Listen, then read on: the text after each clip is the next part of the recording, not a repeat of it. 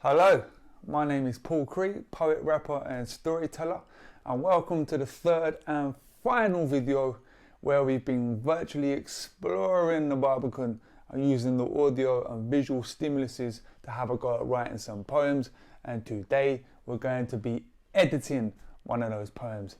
Editing is really important if you want to get a nice finished piece of work that you can then go on to present. But it's not as intimidating as it sometimes sounds, or boring for that matter. But before we get into any of the editing, we're going to have a go at doing a warm-up.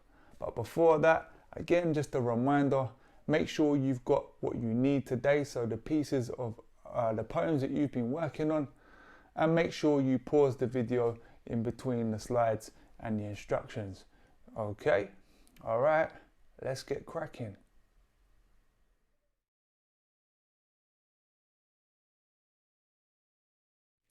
Hello.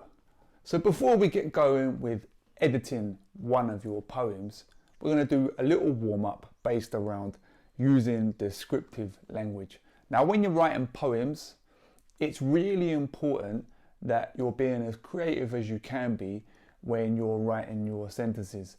Now, descriptive language is a tool, so your metaphors, your similes, your nice comparisons and your adjectives, etc.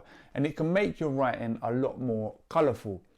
And it's really important that we use it, otherwise poems and other bits of writing can be a bit dull without it. So for this first warm-up exercise, I'm going to give you a very quite boring sentence, and then using your descriptive language, your adjectives, your metaphors and your similes, you're going to make that sentence a bit more interesting. Okay, all right, so here's your sentence. The walls are red. Like my jumper on my hat. The walls are red. It's simple, it does the job, but is it interesting? Not really. So what I'd like you to do firstly is see if you can rearrange that sentence, add in any adjectives and any extra words to make that sentence just a bit more interesting and a bit more creative. So for example, you could say, the jagged walls are an angry shade of red. The jagged walls are an angry shade of red. Do you reckon this is angry? I don't know. But the jagged walls are an angry shade of red.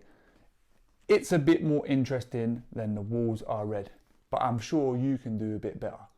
Off you go.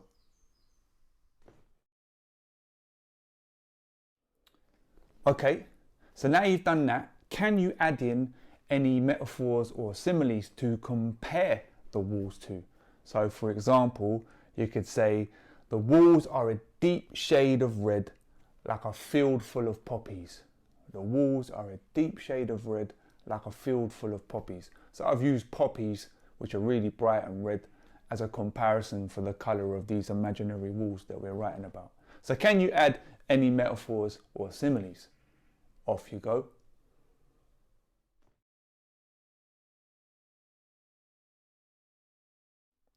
Okay, so now can you write 3 variations on that one sentence, the walls are red, and choose which one you think is the best? So 3 variations, so you're perhaps going to choose different adjectives or different metaphors or similes, and then you're going to choose which one you think is the best. All right, off you go.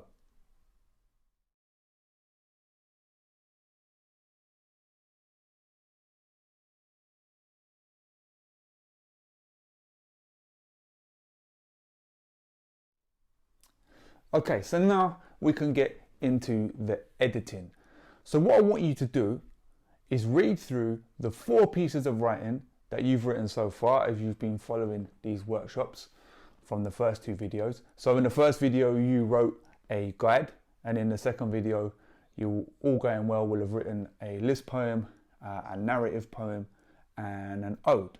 So what I want you to do now is read through all 4 of those, and then you're going to make the difficult decision to choose which one you're going to edit and then take through to the finishing line.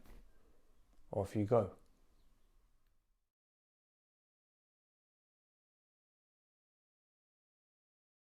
So hopefully now you've chosen your one poem that you're now going to edit. So what I want you to do is think about and perhaps write down some responses to the following few questions.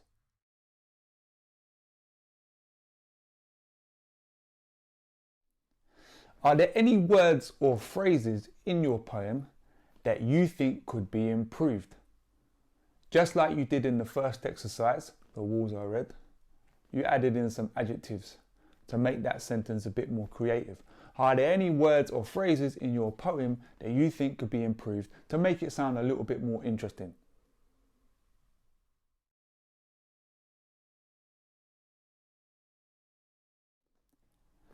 Are you able to add any metaphors or similes into any of your lines to help us, the reader or the listener, to really see the picture that you're trying to create with your words? Can you add any metaphors or similes?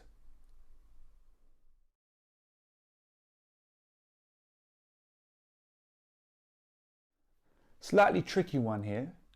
How does it sound when you read the poem out loud? How does it sound when you read the poem out loud? Does it sound like you want it to sound?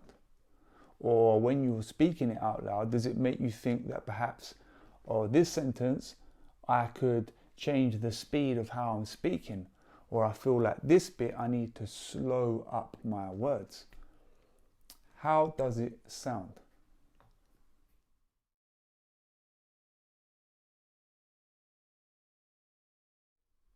Try reading the poem to a family member or a friend and ask them what they think.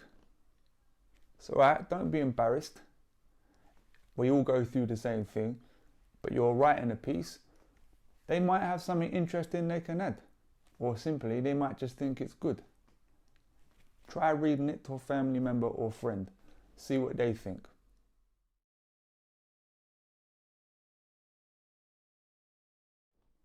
Now, if you're able to, whether it's using your phone or using a computer if you have one, try and record yourself reading the poem. Some people get a bit funny about hearing their own voices. I still do. I've been doing this for years. However, I quite often record poems or stories when I've written them, because by hearing what I've just performed or just read into a microphone, sometimes it actually helps me work out where I need to change things, or where I can speed up or slow down or change the inflection on certain words. So by that I mean, do I need to say this word louder in the sentence to push the message home? Do I need to speed up? Do I need to pause and then slow down and then go back to my normal speed, right? So if you can get over that, oh, it's so weird hearing my voice, because it is, even for me, and I've been doing this for years, but it's a really useful tool. It's not just about the writing and the editing, it's about how it sounds and how your ears and how your brain are reading it, all right? And they're reading with your ears, not just your eyes. So have a go if you can, right? Or maybe if you don't have a phone or a laptop, see if you can borrow someone's. Most phones or smartphones will have some kind of voice recorder on it. It's quite simple. Give it a go. Record your own poem.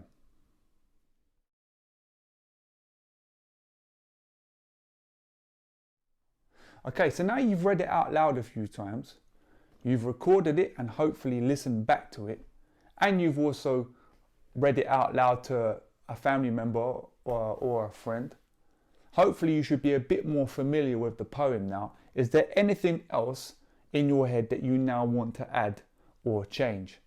Right? Is there a particular line or a certain word, or maybe you think, oh, that sentence there, I could get a little rhyme out of that. So you should be a bit more familiar with it now, and you should be hopefully having a few thoughts thinking, oh, okay, when I performed it to my family member, I said this line a particular way. So maybe I'm going to change it so it fits the way I performed it.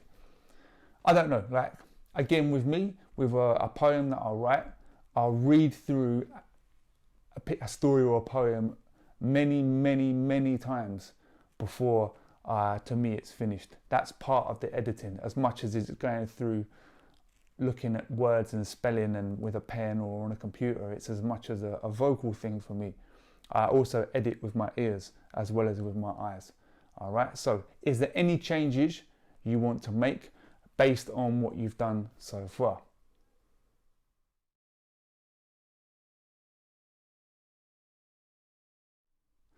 Okay, read through the poem one last time, and if you're able to, type it up onto your computer, or if you've got a pen and paper, maybe write it up in neat or in your best handwriting.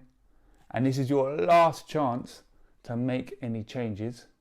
All right, and also by typing it or writing it, that helps with the familiarization process or the memorization process. So it's almost you're setting it in stone now. This is going to be your final edit. So whilst you're typing it up or whilst you're writing it, this is your last chance to make any changes. All right, off you go.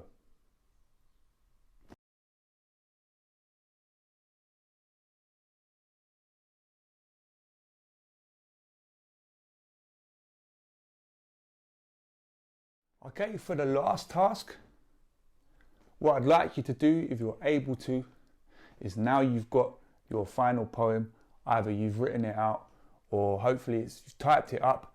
Are you able to print it out? So you should have something in front of you.